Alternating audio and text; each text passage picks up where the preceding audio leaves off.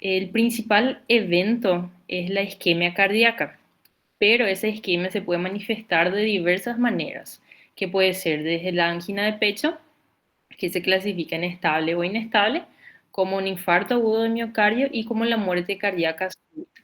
La principal causa conocida de la cardiopatía isquémica es la aterosclerosis.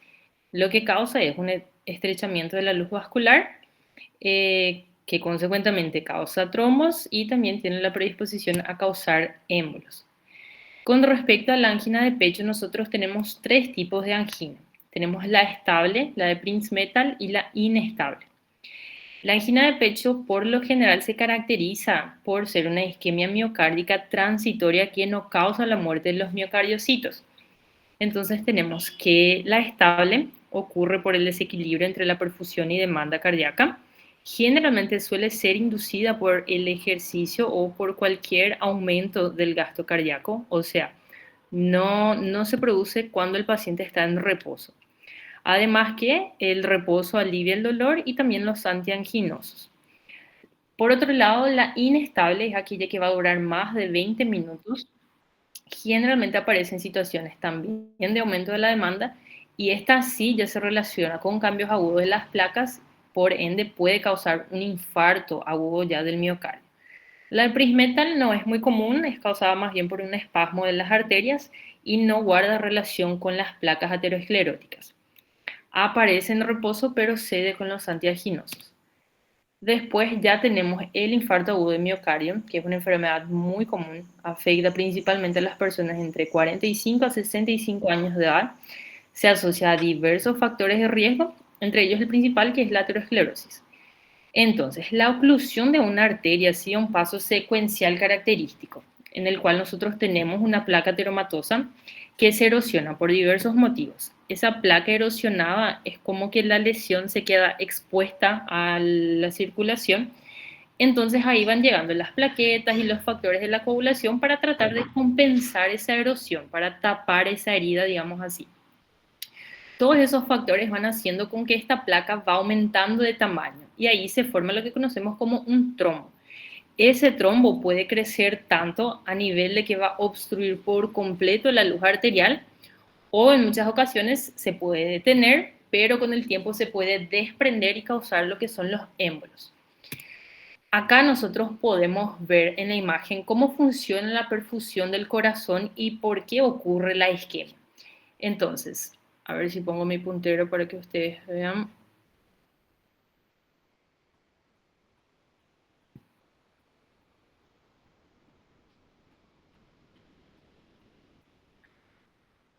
Ahí pueden ver mi puntero.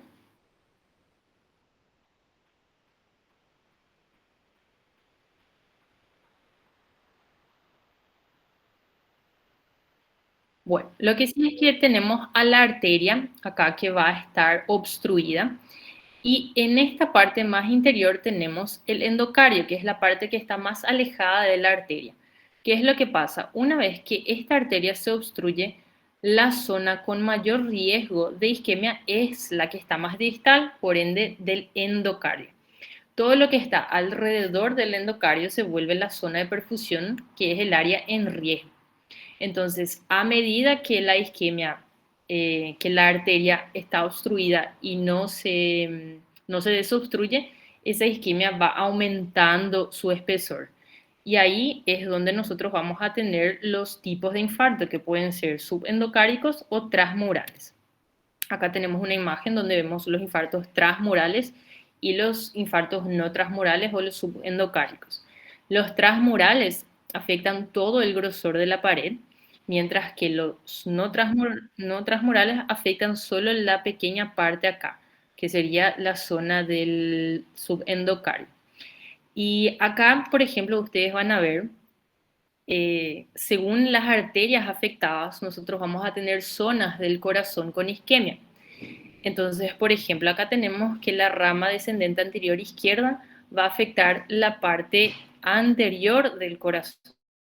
La circunfleja izquierda va a afectar la zona lateral del corazón y la arteria coronaria derecha va a afectar la parte posterior del corazón. Un tip que yo usé para aprender esto y que les doy a ustedes también para que aprendan. ¿Cuál va a ser la región afectada en relación a la arteria afectada? Es acordarse de la anatomía del corazón. Entonces ustedes se van a acordar que el corazón se ubica de atrás hacia adelante, de derecha hacia izquierda. Entonces, si hacia la izquierda está más hacia adelante, la zona afectada va a ser la parte anterior del corazón, mientras que si la arteria derecha es la que está afectada, sabemos que el corazón empieza de atrás hacia adelante, entonces la parte posterior es la que está afectada. Y eso obviamente después sirve también para interpretar el electrocardiograma y la clínica que van a presentar los pacientes. Acá vemos la macroscopía de un infarto transmural que afecta toda la pared del miocardio. Y acá vemos que todos los cambios del infarto dependen de muchísimos factores, ya sea de la localización del infarto, cuál es la arteria que está afectada, la velocidad del desarrollo de la obstrucción de ese vaso, el tamaño del lecho vascular, cuánto tiempo dura la oclusión, si se llega a hacer alguna reperfusión y muchos otros factores más. Entonces, en este cuadro ustedes van a ver todos los cambios que van a ir ocurriendo en el miocardio con el transcurrir del tiempo. Y también vamos a ir a estar viendo cada uno de ellos. Les admito a los compañeros.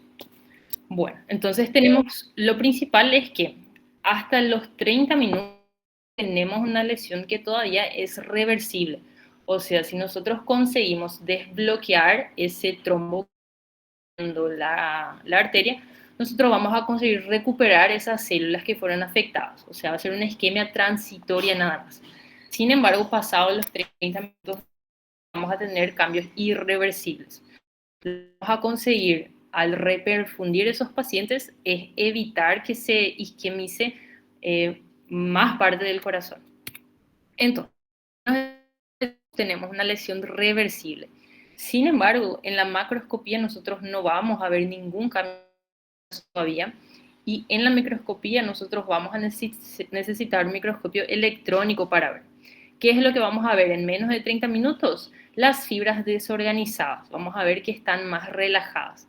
Pueden comparar acá un miocardio normal, vemos la disposición de las fibras. Sin embargo, acá vemos que ellas ya presentan una desorganización. Después, pasando los 30 minutos, ya tenemos lesiones irreversibles. De los 30 minutos hasta las 4 horas, también vamos a necesitar una microscopía electrónica. En la macroscopía aún no se van a ver cambios. ¿Qué es lo que nosotros vamos a ver en el microscopio electrónico? Una disrupción del sarcolema. ¿Qué significa eso en cristiano? Que la membrana que rodea el miocardiocito se va a romper. Entonces, esa célula ya va a estar susceptible a todo el intersticio alrededor. Acá nosotros podemos ver una imagen macroscópica de un infarto de 2 a 3 horas que ocurrió. Pero, profe, vos dijiste que hasta las 4 horas no podemos ver cambios macroscópicos. Es correcto. Nosotros podemos utilizar una solución especial, que es el cloruro de difeniltetrazoilo.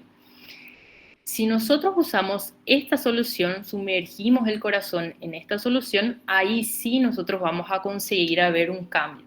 ¿Qué es lo que vamos a ver? Esta región que está amarillenta, digamos así, nos demuestra un infarto reciente. Sin embargo, en contraparte, este otro lado, donde es la región súper blanquecina, ya es un infarto antiguo.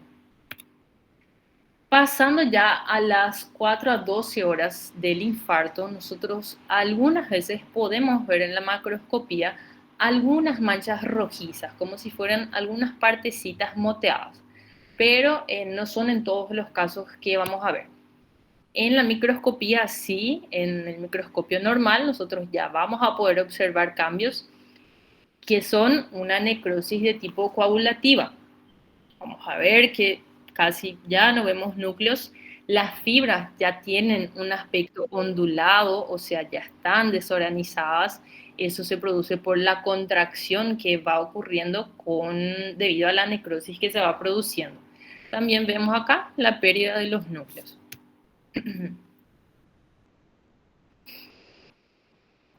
Después, pasando ya las 12 a 24 horas, en la macroscopía sí, ya vamos a ver las zonas moteadas, va a ser un rojo un poco más oscuro en comparación al de 3 a 12 horas. En la microscopía, ¿qué vamos a ver? La formación de las bandas de contracción. ¿Qué son estas bandas de contracción? Es como si fuera el acortamiento de las células estriadas que se van juntando y así como dice su nombre, forman bandas de contracción. Eh, Acá también pueden ver que va a empezar a llegar los polimorfos nucleares. Vamos a ver que los miocardiocitos también van a adquirir una coloración más eosinófila. Entre las 12 a 24 horas vamos a ver que inicia el proceso inflamatorio agudo. Pero, a ver, acá tenemos otro, el infiltrado neutrofílico temprano, llegan algunas células, vemos acá las bandas de contracción, podemos ver acá en otros, y vemos que las células ya no tienen casi estriaciones. En esta imagen con una tinción tricrómica nosotros podemos ver mejor las bandas de contracción, son estas que están señaladas acá con las flechas amarillas, un color rojo, pueden ver que hay muchísimas por todas las células. Ya a los 1 a 3 días que vamos a ver en la macroscopía, una zona con el centro amarillento y alrededor la zona moteada, o sea, todo lo que era esta región moteada acá, vamos a ver que su centro se va empezando a palidecer un poco, con una coloración amarillenta. ¿Por qué adquiere esa coloración amarillenta en el centro? Acuérdense de eso, porque es el pico máximo de la inflamación aguda. Entonces, ¿qué vamos a ver en la microscopía? Abundantes cantidades de neutrófilos, de polimorfos nucleares. Pueden ver acá todo el intersticio entre las células cardíacas están llenas, repletos de neutrófilos. Acá también, más de cerca, vemos todo el intersticio lleno. Entonces, esa coloración amarillenta que adquiere el infarto es por la inflamación aguda. Ya a los 3 a 7 días nosotros vamos a ver que esos bordes, o sea, que toda esa región moteada que estaba alrededor de la zona infartada, se va a ir achicando. Entonces, en los 3 a 7 días vamos a ver que hay un borde nomás hiperémico. Con el centro todavía amarillento, ¿verdad? Ya en la microscopía, que vamos a ver que los neutrófilos van a disminuir en número y van a llegar los macrófagos. O sea, los macrófagos van a encargarse de barrer todos esos neutrófilos que están ahí, dando ya lugar a células de la inflamación más crónica, digamos así. Entonces acá vemos los macrófagos, son células grandes con citoplasma abundante, que ya van tomando el espacio de los neutrófilos. Entre los 7 a 10 días, ¿qué es lo que pasa? Tenemos la coloración parduzca todavía, vemos que los bordes ya no son tan hiperémicos y es el punto máximo de reblandecimiento, o sea, toda esta zona acá ya adquiere un reblandecimiento porque los macrófagos están licuando todo lo que son los neutrófilos. ¿Qué vamos a ver en la microscopía? La formación temprana de tejido de granulación. Entonces podemos ver acá, ya se está formando todo el tejido de granulación. Acá vemos la zona de miocardio normal. En los 10 a 14 días vamos a ver que los bordes empiezan ya a ser más claros y se vuelven más deprimidos. El centro ya va adquiriendo una coloración más blanquecina, no es tanto ya hacia el amarillo. En la microscopía, ¿qué vamos a ver? Que el tejido de granulación ya está bien formado y vemos el inicio del depósito de colágeno. Todas esas estructuras acá de color más rosado oscuro ya son el depósito de colágeno. Hay más gente que se une.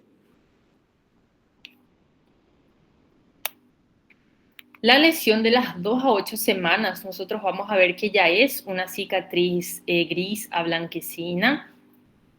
Y en la microscopía nosotros vamos a ver que casi ya no hay células. La mayor parte está ocupada ya por el colágeno. En la lesión más de 8 semanas vemos que la cicatrización ya está completa, esta cicatriz ya va a estar endurecida. Si miramos al microscopio vemos el abundante depósito de colágeno, de fibrina. Acá vemos en otro corte toda la área rosado más oscuro sería el depósito de colágeno y la otra la fibrosis que se genera. Una vez que el infarto se pasaron más de 8 semanas, tengan en cuenta que nosotros no vamos más a poder determinar su antigüedad, porque a partir de acá no se producen más cambios. O sea, después de las 8 semanas, la cicatriz se va a ver de la misma manera de acá a 10 años. Ahora bien, vamos a hablar sobre la reperfusión.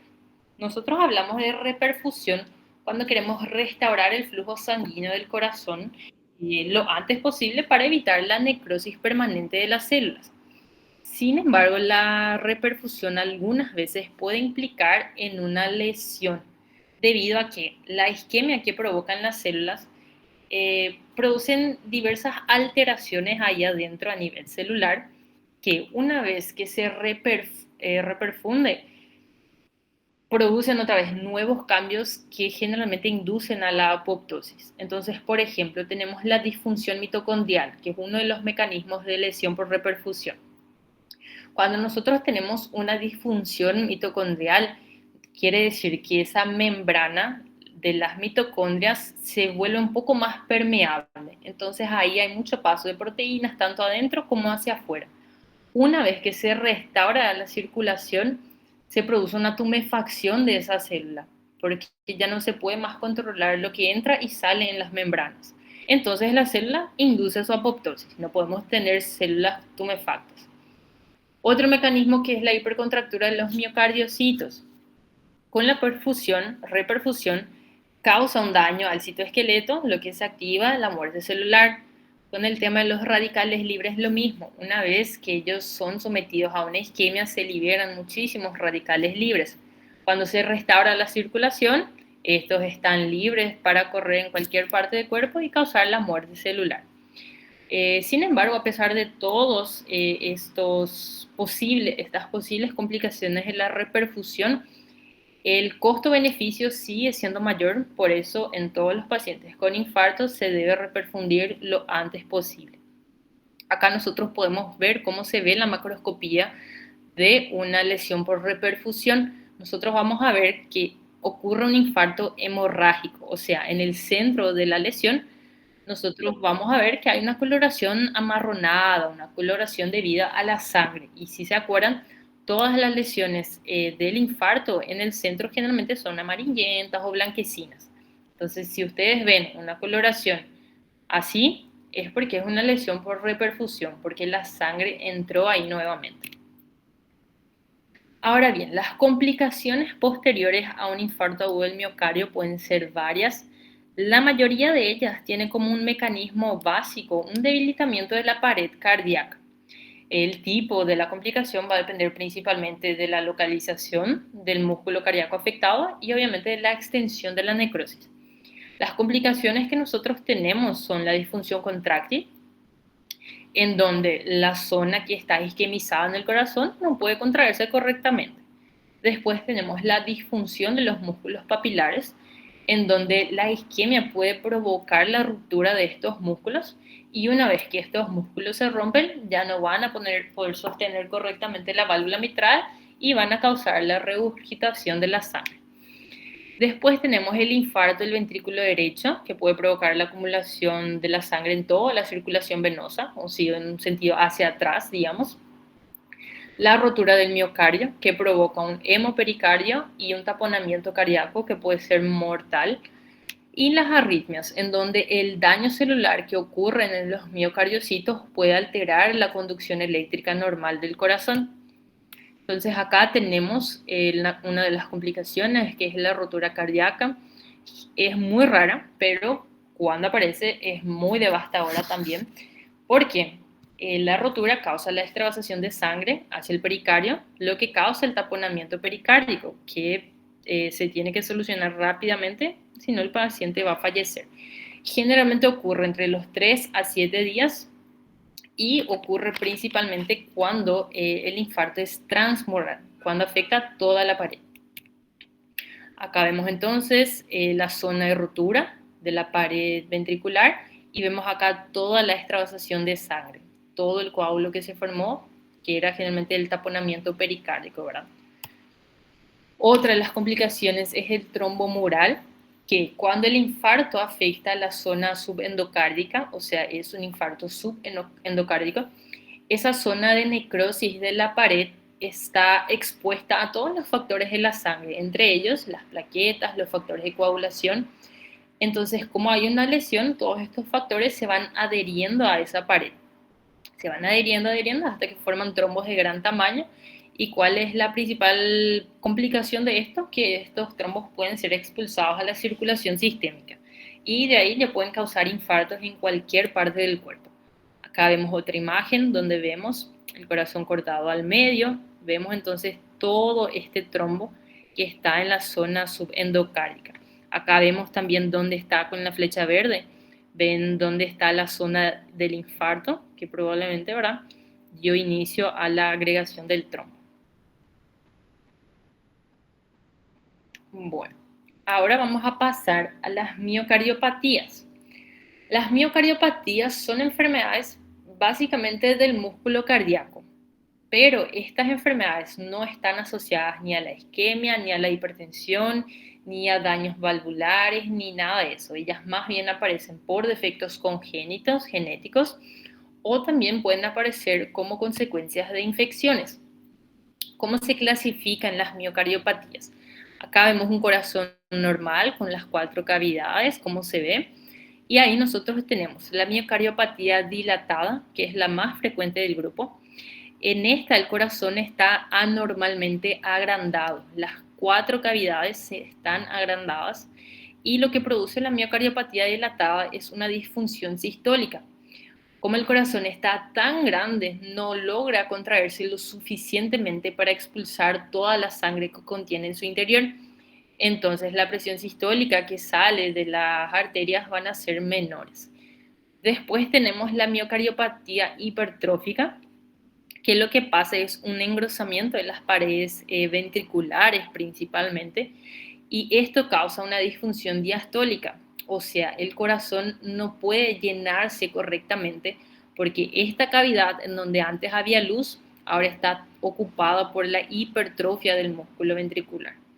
Después tenemos la miocardiopatía restrictiva, que vamos a ver que es muy similar a la hipertrófica, a diferencia de su causa. La miocardiopatía restrictiva, a diferencia de la hipertrófica, no hay una hipertrofia precisamente de las células cardíacas, sino que estas son sustituidas por diversas sustancias. Ya enseguida vamos a ver cuáles son ellas. Entonces, empezando por la miocardiopatía hipertrófica, el 100% de los casos de esta miocardiopatía son de causa genética y su causa es una alteración en el sarcómero de los miocitos. Entonces, ¿cómo responden estos? Como una hipertrofia. ¿Cómo nosotros vemos esto? Como un engrosamiento del músculo. Este engrosamiento se hace hacia la luz del corazón, no hacia afuera. Ustedes pueden ver que la superficie externa del corazón sigue la misma. Entonces la hipertrofia se va hacia adentro. Vamos a ver una hipertrofia asimétrica. Ambos lados no son iguales. Va a haber uno que es mayor que el otro. Y la hipertrofia va direccionada hacia la luz del corazón. Como vamos a ver en la microscopía, hay una hipertrofia de los miocardiocitos, vamos a ver que los núcleos están agrandados y lo principal acá es que hay una desorganización, o sea, esas células además de crecer más de su tamaño, se desorganizan también. Y también tienen la presencia de la fibrosis intersticial. Entonces, entre los miocitos nosotros vamos a ver diversos depósitos de fibrina. En una tinción acá de tricrómico nosotros podemos ver el depósito de colágeno que se forma entre esas células, todo acá en azul. Vemos toda la fibrosis que se produce. En la cardiomiopatía dilatada nosotros vamos a ver que a diferencia de la hipertrófica también tiene causas genéticas, pero también tienen otros factores que pueden causar, como son las infecciones por virus, como el virus del Coxsackie, también puede ser por el consumo crónico de alcohol, posparto y muchísimas otras causas que ustedes pueden ver en su libro. Y en la macro, como les dije, vamos a ver que las 4 cavidades del corazón están dilatadas. El corazón está agrandado, está flácido. En la microscopía, como nosotros vamos a ver, hay hipertrofia de las células, también con fibrosis intersticial, pero si ustedes se fijan, la disposición de las fibras están ordenadas todavía. No es como la cariopatía hipertrófica en donde hay un desorden de los miocardiocitos. Acá ellos todavía siguen su dirección estriada. Tenemos un otro tipo de miocardiopatía que es la arritmógena, que tiene una base genética y es una de las principales causas de muerte súbita en los pacientes, principalmente en pacientes jóvenes. ¿Qué es lo que pasa en esta miocardiopatía? El grosor de la pared ventricular disminuye, especialmente de la pared ventricular derecha, y esta disminución ocurre porque los miocardiocitos son sustituidos por grasa y por fibrosis. Entonces acá ustedes pueden comparar, miren lo delgada que es esta pared en contraparte con el ventrículo izquierdo. Ven la coloración blanquecina que es causada por el depósito de grasa. ¿Qué vamos a ver en la microscopía entonces? La disminución de la pared y vemos acá el depósito de fibrina, toda esta tinción acá en azul y por debajo todo el depósito de grasa que se produce. Ocurre una sustitución, digamos así. Después tenemos a la miocardiopatía restrictiva, que también, como les había comentado, causa una disfunción sistólica en el corazón, ya que impide que éste pueda contraerse de manera eficiente. Sin embargo, los miocardiocitos están infiltrados por otras sustancias, ya sean fibrosis o eosinófilos o por la proteína amiloide. En la macroscopía nosotros vamos a ver que hay una fibroelastosis subendocárdica, o sea, la zona que va a estar ocupada por un material anómalo es la zona del subendocardio. Ustedes se acuerdan que en el caso de la miocardiopatía hipertrófica era la pared ventricular. Sin embargo, en la restrictiva es la parte interna nomás del corazón, el endocardio. Entonces vamos a ver que hay un aumento de las fibras elásticas, por eso esa coloración blanquecina. Acá tenemos otra imagen donde vamos a ver toda la coloración blanquecina en el interior del corazón. Acá podemos ver la pared ventricular que está normal, es solamente esta parte interna. Como vamos a ver en la microscopía, el depósito intenso de colágeno. Acá vemos en la coloración, una coloración azulada, el depósito del colágeno. Dentro de las miocardiopatías restrictivas, nosotros tenemos una enfermedad que se conoce como la endomiocarditis de Loeffler. Esta enfermedad es causada por niveles elevados de eosinófilos en sangre, o sea, cualquier enfermedad que curse con una hipereosinofilia puede desencadenar una endomiocarditis de Loeffler. Esta enfermedad, los eosinófilos se van a depositar todo acá en el interior del corazón, en el endocardio, y los eosinófilos son tóxicos para el endocardio. Entonces, una vez que estos se depositan acá, van a causar la necrosis de la pared. Causan una miocardiopatía restrictiva y acá vemos en la microscopía lo típico del síndrome de Loeffler, que son los depósitos eosinofílicos. Acá podemos ver los eosinófilos. Después nosotros tenemos la amiloidosis. La amiloidosis es una enfermedad causada por el depósito de una proteína anormal. Esa proteína se llama amiloide. Entonces, como ustedes saben, todas las proteínas que nosotros ingerimos son degradadas en aminoácidos, después se degradan más y más para que puedan ser absorbidas por nuestro cuerpo. Esta proteína amiloide tiene una conformación anormal que impide que nuestro cuerpo la degrade.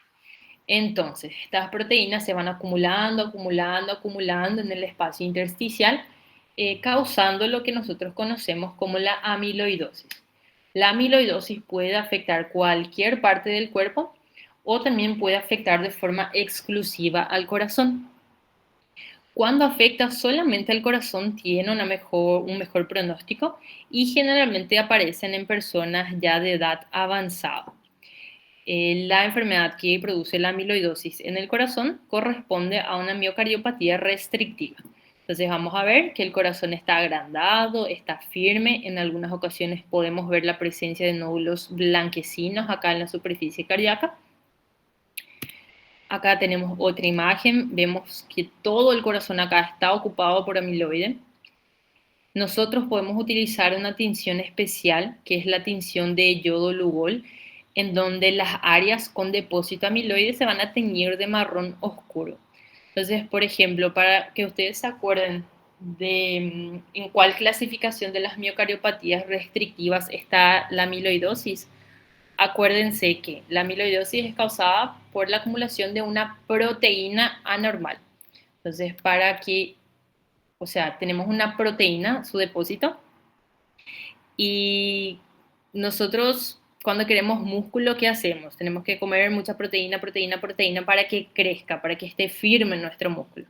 Entonces, acuérdense de que es una miocardiopatía restrictiva, porque va a estar firme, el corazón va a estar duro, digamos así.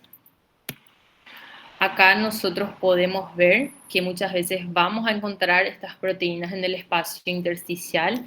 Ellas van a tener una coloración pálida, homogénea, ligeramente eosinófila, que se encuentran separando los miocardiocitos. Entonces vemos acá las células y con las flechas están señaladas lo que serían las proteínas amiloides. Acá en esta imagen, a mayor distancia, ustedes pueden ver cómo separa súper bien los miocardiocitos, tienen una coloración un poco más pálida. Y acá en esta imagen ustedes pueden identificar que en esta flecha verde están los miocardiocitos normal. Sin embargo, acá en esta flecha amarilla nosotros vemos el depósito de amiloide en el intersticio, cómo separa súper bien los miocardiocitos. En esta imagen nosotros tenemos que muchas veces la identificación de estas proteínas se hacen con una tinción especial que se llama rojo Congo. En esta tinción los depósitos amiloides van a adquirir esta coloración naranja o como un rosa salmón. Acá podemos ver el depósito amiloide alrededor de los miocardiocitos.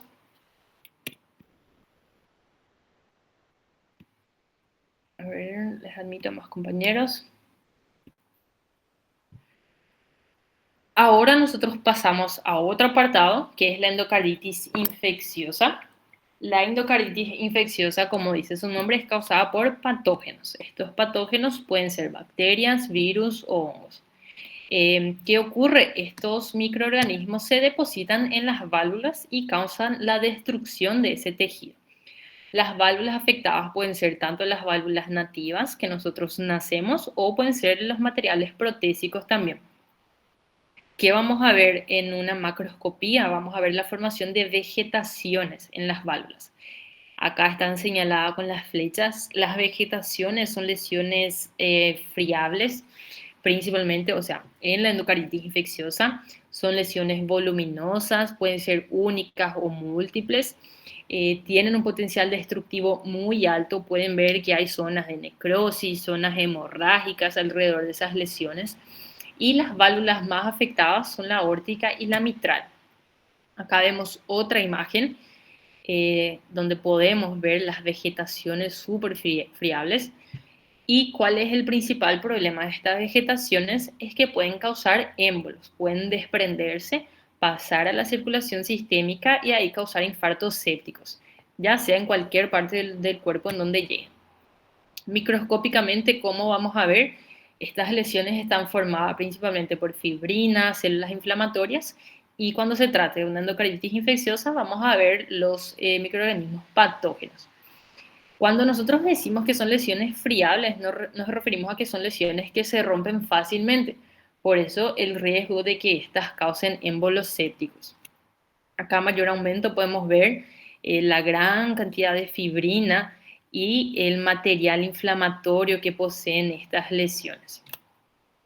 Acá vemos otro corte, vemos la válvula acá en esta parte de abajo con la vegetación acá arriba. Vemos la fibrina, las células inflamatorias.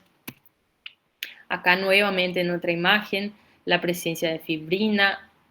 Acá con las flechas azules están señalizadas los patógenos, en este caso las bacterias, ¿verdad? Que se tiñen de esta coloración más púrpura oscuro. ¿Cómo nosotros hacemos el diagnóstico de las endocarditis infecciosas? Nosotros utilizamos los criterios de Duke.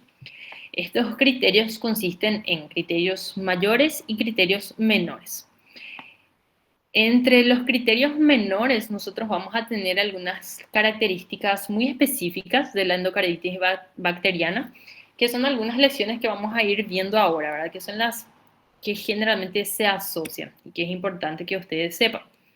En primer lugar, tenemos las lesiones de Janeway, que forman parte de las manifestaciones sistémicas de la endocarditis infecciosa. Estas lesiones se producen por la liberación de microémbolos sépticos que parten de aquellas vegetaciones en las válvulas y llegan hasta los vasos más pequeños, generalmente de las manos, y producen estos tipos de lesiones, como si fueran unas pápulas que son indoloras. Después nosotros tenemos los nódulos de Osler que no se confundan porque no son una infección de la piel, sino que son un fenómeno inmunológico causado por la endocarditis infecciosa. Aquellas vegetaciones presentes en las válvulas liberan bacterias a la circulación.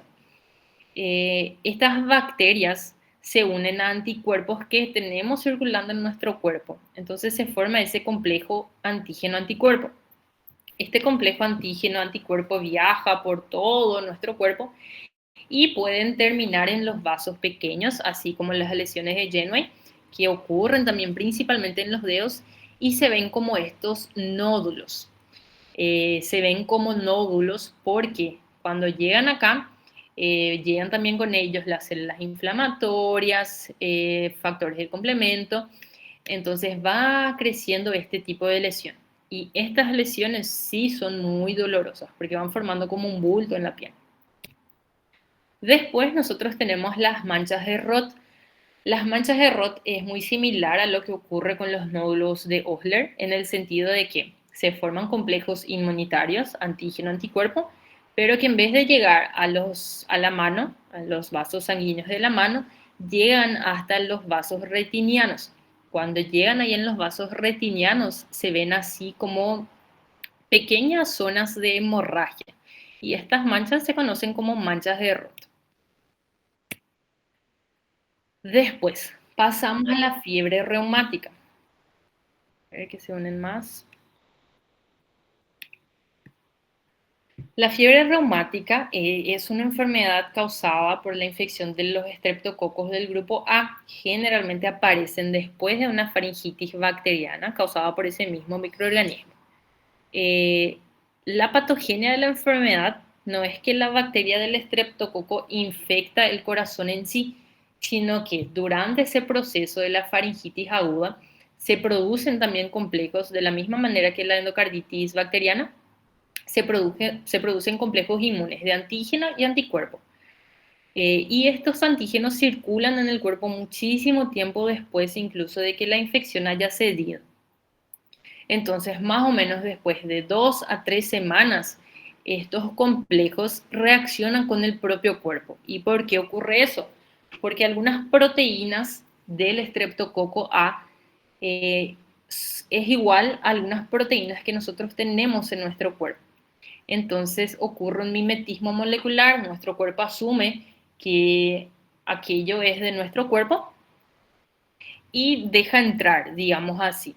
Entonces se deposita en los tejidos y ahí causa lo que nosotros conocemos como la enfermedad reumática. Entonces acá tenemos un pequeño esquemita que es la faringitis por estreptococo A, se forman los complejos inmunitarios. Pasado un tiempo, estos complejos inmunitarios sufren un mimetismo molecular, logran depositarse en los tejidos de nuestro cuerpo. ¿Cuáles son los principales? El corazón, articulaciones y cerebro. Entonces, las principales manifestaciones clínicas de la fiebre reumática van a ser la carditis, la poliartritis y la corea de Sydenham. Así como la endocarditis infecciosa, nosotros tenemos criterios para diagnosticar a la fiebre reumática. Estos son los criterios de Jones que nosotros tenemos acá. También se clasifican en criterios mayores y criterios menores. Acá justo consigo una imagen con una memotecnia para que ustedes puedan aprenderse cuáles son cada uno de nuestros criterios, que son los criterios mayores, cáncer, Y los criterios menores, fiebre. Entonces, entre los criterios mayores tenemos carditis, artritis y la corea, que son las principales manifestaciones clínicas, y también se suman los nódulos subcutáneos y el eritema marginado. Después, entre criterios menores, tenemos a la fiebre, intervalo PR alargado, enfermedad reumática previa, reactantes de fase aguda y artralgias. O sea, son manifestaciones más sistémicas. La fiebre reumática se clasifica tanto en aguda como en crónica. La aguda es la que aparece algunas semanas después de la infección por el estreptococo y la crónica es aquella que aparece con el pasar de los años. La principal manifestación crónica de la fiebre reumática es la cardiopatía reumática crónica, que afecta principalmente la válvula mitral, que ya vamos a ver enseguida. Entonces, es por eso que en todos los pacientes con un diagnóstico de fiebre reumática aguda necesitan pasar por una profilaxis para evitar la cardiopatía reumática. Entonces, empezando por la fiebre reumática aguda, vamos a ver la carditis, que es cuando estos complejos se depositan principalmente en el músculo cardíaco. En la microscopía, nosotros vamos a ver que la fiebre reumática causa una reacción granulomatosa. Esta reacción granulomatosa ocurre principalmente alrededor de los vasos sanguíneos y nosotros vamos a ver lo que nosotros conocemos como los nódulos de Aschoff.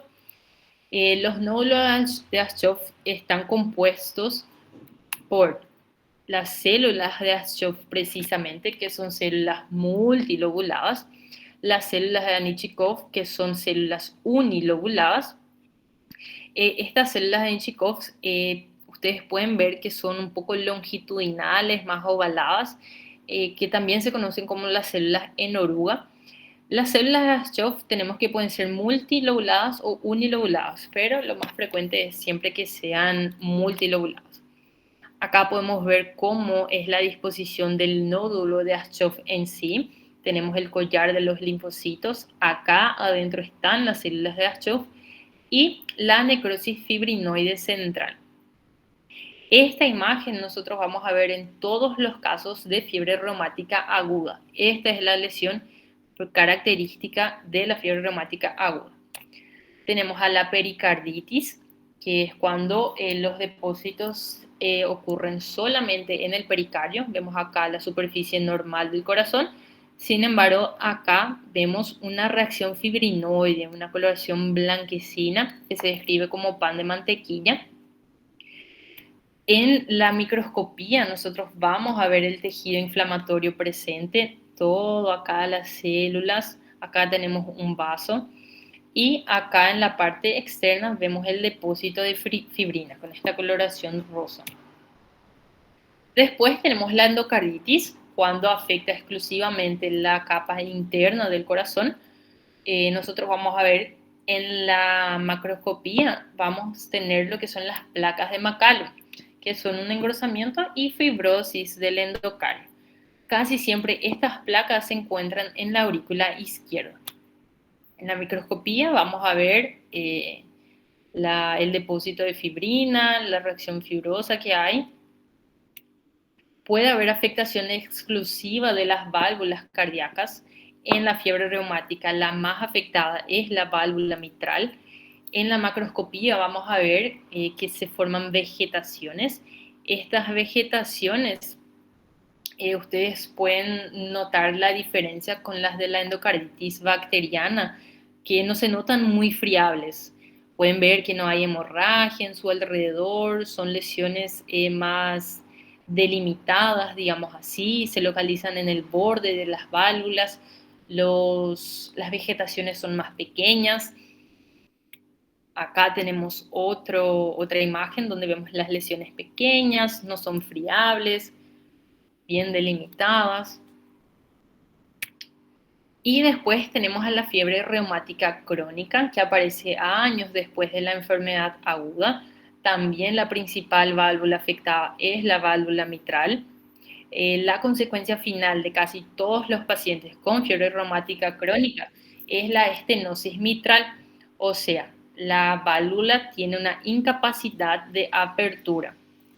Esa estenosis es causada por daños acumulativos que se caracterizan por un engrosamiento de las valvas, engrosamiento y fusión de las cuerdas tendinosas. Acá podemos ver las cuerdas tendinosas están súper engrosadas, acá están fusionadas. En esta otra imagen vemos la estenosis que se produce, entonces la válvula no puede hacer su mecanismo correcto de cierre y apertura para el paso de la sangre, ¿verdad? Entonces la sangre sale con muchísima dificultad. En la microscopía vamos a ver el depósito de fibrina, el proceso inflamatorio crónico, también podemos ver el depósito de calcio. Y acá, como les había dicho, ya no vamos a ver los nódulos de Aschoff, porque eso solo vemos en la fiebre reumática aguda. Después tenemos, ya entramos en el grupo de las endocarditis no infecciosas. En primer lugar tenemos la endocarditis de Liebman-Sachs. Esta endocarditis aparece principalmente en pacientes con lupus eritematoso sistémico. El mecanismo es muy similar al que ocurre en la endocarditis infecciosa, a diferencia que los complejos que son formados acá son autoinmunes, no son patógenos. Entonces no son complejos de antígeno-anticuerpos, son complejos autoinmunes. En la macroscopía nosotros vamos a ver que las lesiones son estériles, son lesiones súper pequeñas y obviamente no son lesiones friables. Acá tenemos en otra imagen, vamos a ver que tienen una coloración más amarillenta, no son lesiones que protruyen tanto como las demás vegetaciones, parece que están al mismo nivel del borde de las válvulas, pero tienen una coloración diferente. Acá en la microscopía nosotros vamos a ver que lo que ocurre es una reacción fibrinoide, vamos a ver las células inflamatorias y lo más importante es que no vamos a ver focos bacterianos, porque es una endocarditis estéril. Entonces vemos todo el depósito de fibrina acá.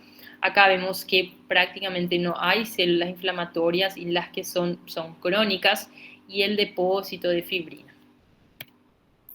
Entonces acá les puse una imagen para que ustedes puedan comparar visualmente las diferencias entre una endocarditis infecciosa y una estéril, que sería el caso de la Liebman-Sachs. Pueden ver acá está lleno de células inflamatorias, lleno de exudado que en el intersticio. Sin embargo, acá en la de Liebman-Sachs ya casi no vemos células y el intersticio ya está más ocupado por fibrina de que por material purulento. Otra de las endocarditis no infecciosas está la endocarditis trombótica no bacteriana. Esta es una enfermedad en donde generalmente se asocian a procesos de hipercoagulabilidad. Entonces vemos principalmente en pacientes que padecen cáncer. Este estado de hipercoagulabilidad forma trombos. Estos trombos viajan por todo nuestro cuerpo y llegan a depositarse acá en el borde de las válvulas. Estos trombos simplemente se adhieren, es una adherencia muy leve, ellos no causan un daño en las válvulas y no inducen tampoco ningún estado inflamatorio. Entonces acá vamos a ver su unión súper débil y cómo son vegetaciones causadas por un trombo, lo que nosotros vamos a ver es la combinación básicamente de fibrina y plasma. Prácticamente no vemos ningún tipo de célula acá, simplemente fibrina, esa coloración súper eosinófila. Por último, nosotros tenemos a las calcificaciones valvulares. En este caso es una calcificación de la válvula aórtica. Generalmente son procesos seniles, o sea, vamos a ver en personas de edad avanzada. Lo que ocurre en estos casos es un engrosamiento de las comisuras de las valvas, pero ustedes pueden fijarse que estas no se fusionan, simplemente hay un engrosamiento de ellas. Y no corresponden a un proceso inflamatorio, sino que a un depósito de calcio por la edad avanzada. Entonces acá vamos a ver los focos de calcio y todo el engrosamiento acá de la pared de la válvula. Ahora otra vez les hice unas preguntitas, a ver si me pueden ayudar, así vamos fijando algunos detalles y tips extras. Entonces, en esta primera, por ejemplo, Según esta lámina, ¿de cuántas horas usted puede afirmar que es este infarto? ¿Quién sabe responder?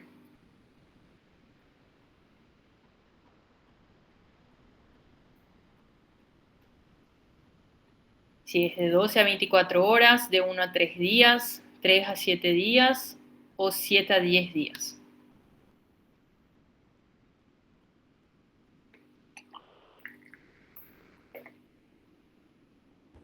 ¿12 a 24?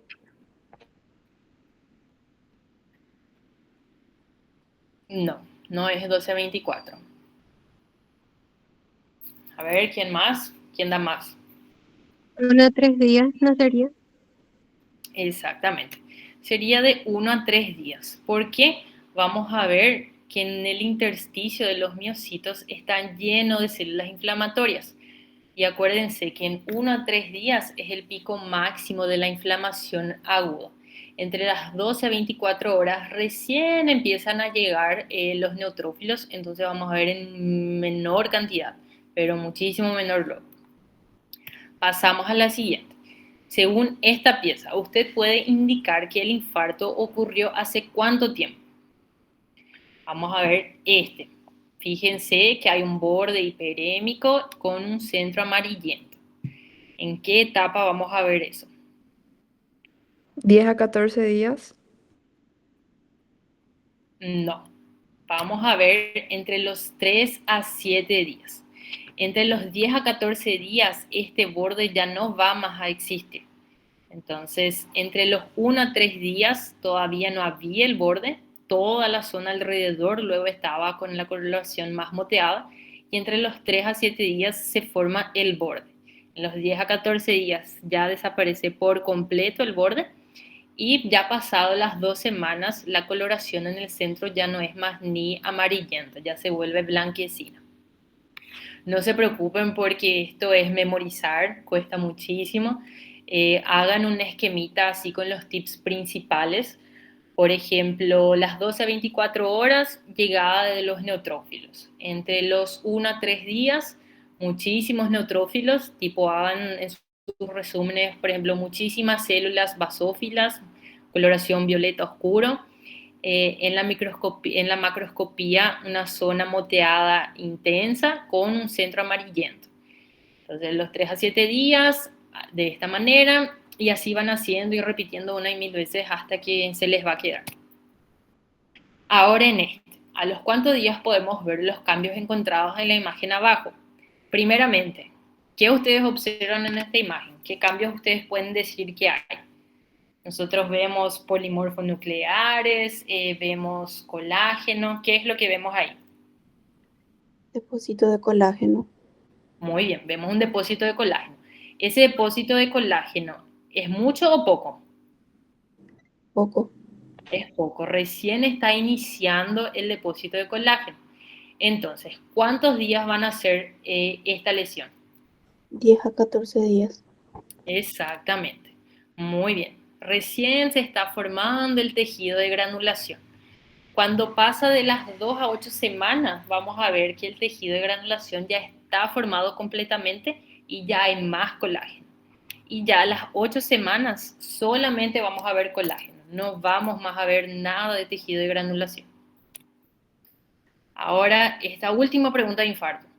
Teniendo en cuenta esta imagen, usted puede afirmar que el paciente ha sufrido un infarto hace aproximadamente 12 a 24 horas.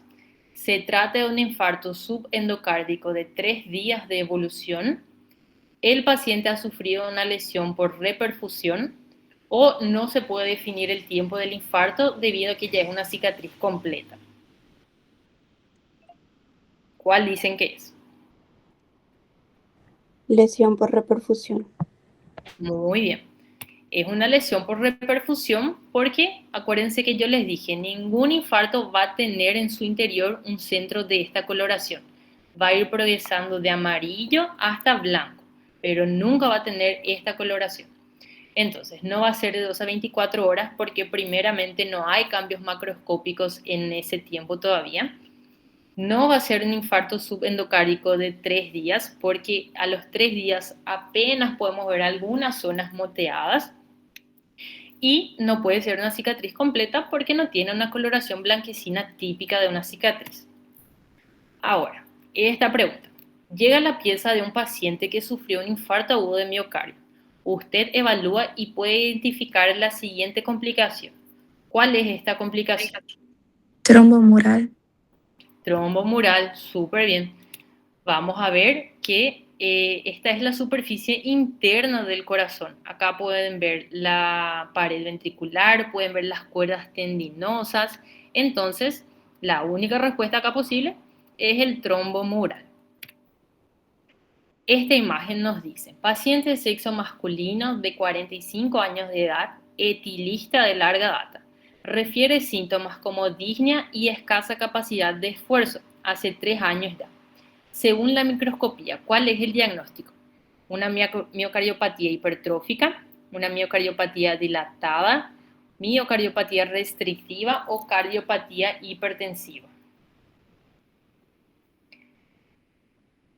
Dilatada. Muy bien, es una cardiopatía dilatada. ¿Alguien sabe explicarme por qué es una dilatada y no una hipertrófica, por ejemplo? Porque las células musculares están más ordenadas que en la hipertrófica. Exactamente. Después es todo igual, las células están grandes, hay fibrosis intersticial, pero la disposición de las fibras es lo que nos va a ayudar. Y acá en este caso también un dato muy importante es ver la historia clínica. Acuérdense que la miocardiopatía hipertrófica tenía una causa 100% genética.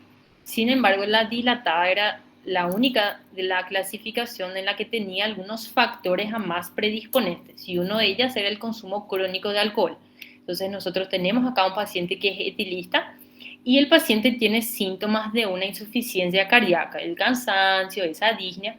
Entonces también nos orienta al diagnóstico de una miocardiopatía dilatada. Ahora esta pieza, nosotros examinamos. ¿Qué ustedes esperan encontrar en la microscopía?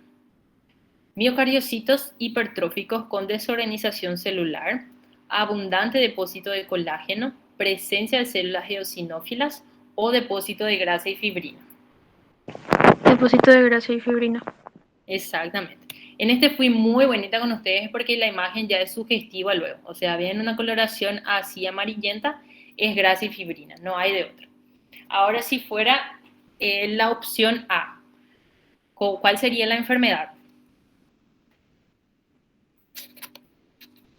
Miocardiopatía hipertrófica. Exactamente. ¿Y cómo se llama esta miocardiopatía donde había grasa y fibrina? Miocardiopatía ritmógena del ventrículo derecho. Exactamente, muy bien. Vamos a mirar esta imagen. ¿Cuál va a ser nuestro diagnóstico? ¿Una endocaritis infecciosa, fiebre reumática aguda, endocaritis de Lehmann-Sachs o endocaritis no infecciosa?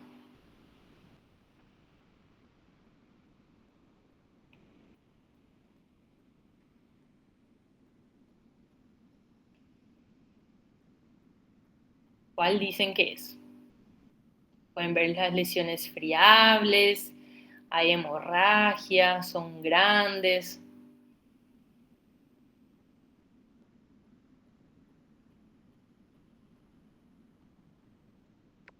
Endocarditis de Lippmann-Sachs.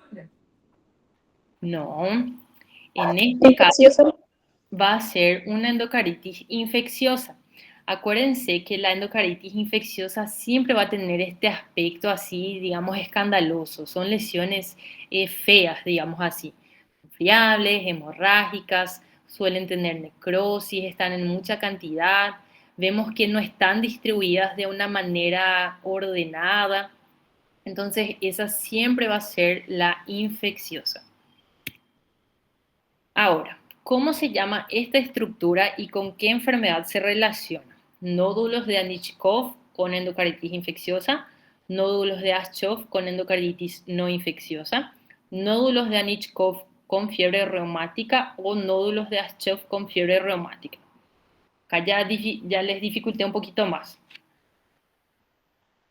A ver si se acuerdan cuál era.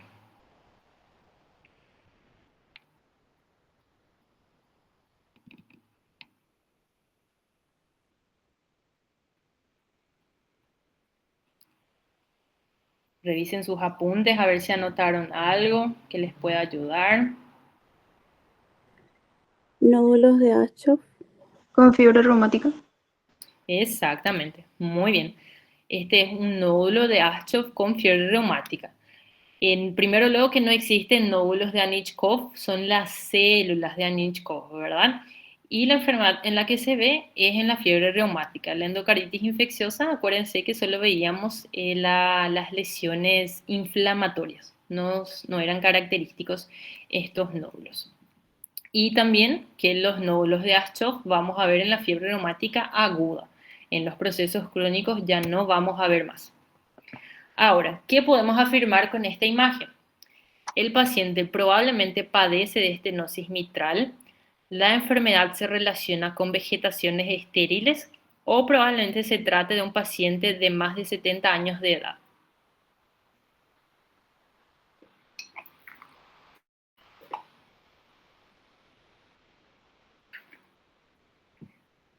Fíjense la imagen que ustedes primero pueden identificar ahí, las comisuras de las valvas, y ahí piensen más o menos hacia dónde va la enfermedad y con cuál de estas premisas ustedes pueden asociar.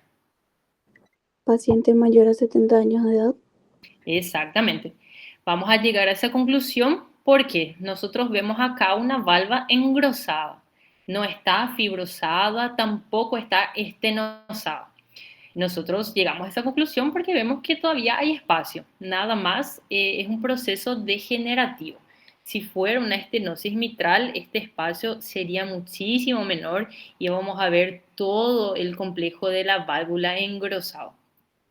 Y las vegetaciones no causan alteraciones de las valvas. Ahora, ¿cuál es el nombre de esta lesión y con qué enfermedad se relaciona? Son lesiones retinianas de Janeway, se relaciona con la endocarditis infecciosa. Son las manchas de Roth y se relacionan con la endocarditis infecciosa. Son los nódulos de Osler, se relacionan con la fiebre reumática. O son las lesiones retinianas de Janeway que se relacionan con la fiebre reumática. Manchas de Roth, endocardititis infecciosa. Exactamente, muy bien. Primero, luego entonces, no existen las lesiones retinianas de Janeway. Estas lesiones ocurrían en las manos, se veían como pequeñas pápulas que eran causadas por los microémbolos sépticos. Y las manchas de Roth eran los complejos antígeno-anticuerpos que llegaban en los vasos de la retina y nos daban esta imagen característica.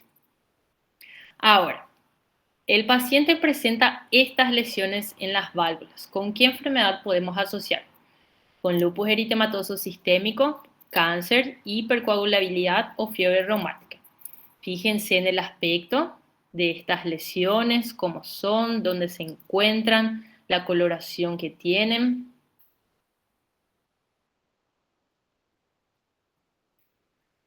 Inicialmente, ustedes pueden decir que esto es una endocarditis, infecciosa o no infecciosa. No infecciosa. No infecciosa, porque vemos que las lesiones no son friables, no hay hemorragia, no son voluminosas. Ahora bien, entre las lesiones, entre las endocarditis no infecciosas, teníamos dos tipos. La endocarditis de Lehmann-Sachs y la endocarditis bacteriana de trombótica no bacteriana. ¿Cuál era la principal diferencia entre ambas? ¿Ustedes se acuerdan? Uno estaba asociado al lupus y el otro estaba asociado al cáncer. Exactamente. La que estaba asociada al cáncer estaban formados por trombos. Estos trombos estaban adheridos hacia la superficie externa de las valvas. Sin embargo, la que estaba relacionada al lupus sistémico estaba depositado simplemente en los bordes, que es este caso. Entonces vamos a ver que las lesiones no sobresalen. Son lesiones amarillentas que es como si pareciera que están en el interior del borde. Entonces esta es la respuesta correcta. Ahora, la última pregunta. Según la pregunta anterior, ¿cuál es la causa de dichas vegetaciones? ¿Son causadas por complejos antígenos-anticuerpos? ¿Son causadas por depósito de amiloide? ¿Son lesiones calcificadas que aparecen en pacientes añosos o son causadas por complejos inmunitarios? Causada por complejo inmunitario. Excelente, muy bien. Las primeras, las que son causadas por antígenos anticuerpos, son las endocarditis e infecciosas. Las por depósito amiloide no producen endocarditis, sino miocardiopatía, ¿verdad? Y las lesiones calcificadas aparecen ya en las valvas. Entonces, eso fue todo, chicos. Espero que les haya servido el repaso, espero que les vayan bien en su examen y nos vemos la siguiente semana. No sé si todos ya pusieron sus nombres en el chat, pongan también por favor. Y ahí ya están liberados. Gracias, profe. No es nada, nos vemos.